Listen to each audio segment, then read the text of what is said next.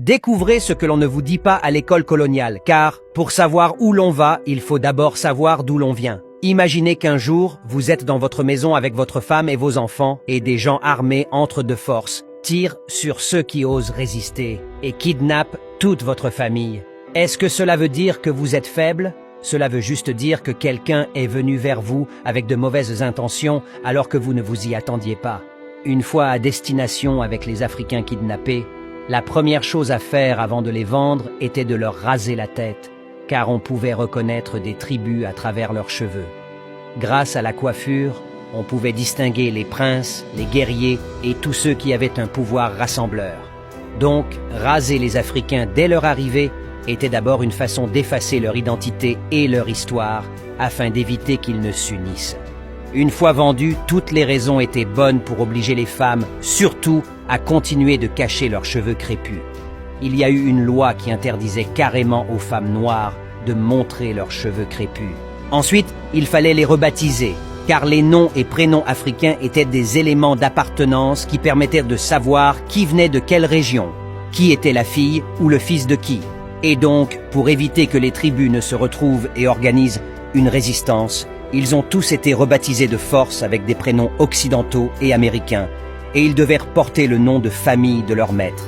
Par exemple, quelqu'un qui s'appelait Conan Minga s'est vu rebaptisé Will Smith, Smith étant le nom de famille de son maître. On leur a donné l'interdiction formelle de pratiquer leurs coutumes et religions ancestrales, car c'est aussi un élément puissant qui permet à un peuple de se retrouver et de développer un solide sentiment d'appartenance à la communauté.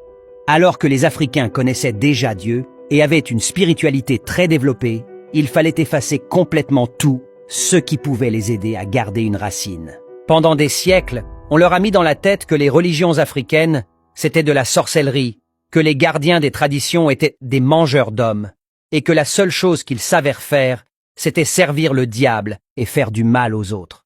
On les a donc tous obligés à devenir chrétiens. Le 5e point très important était la langue.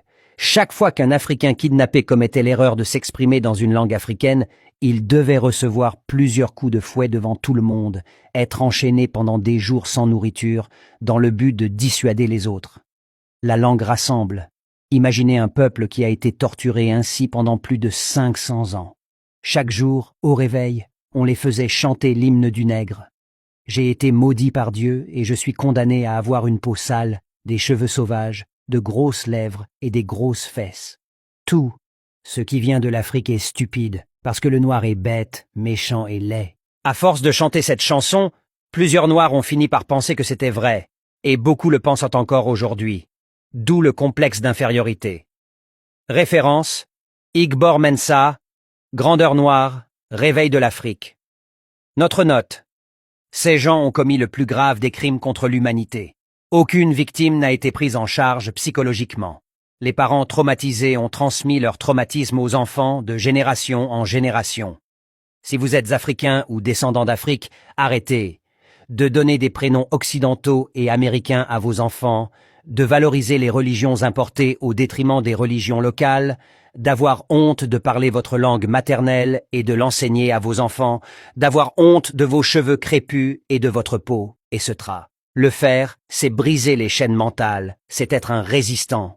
Racontez l'histoire à vos enfants, soyez un Africain authentique et participez à votre niveau au développement de l'Afrique.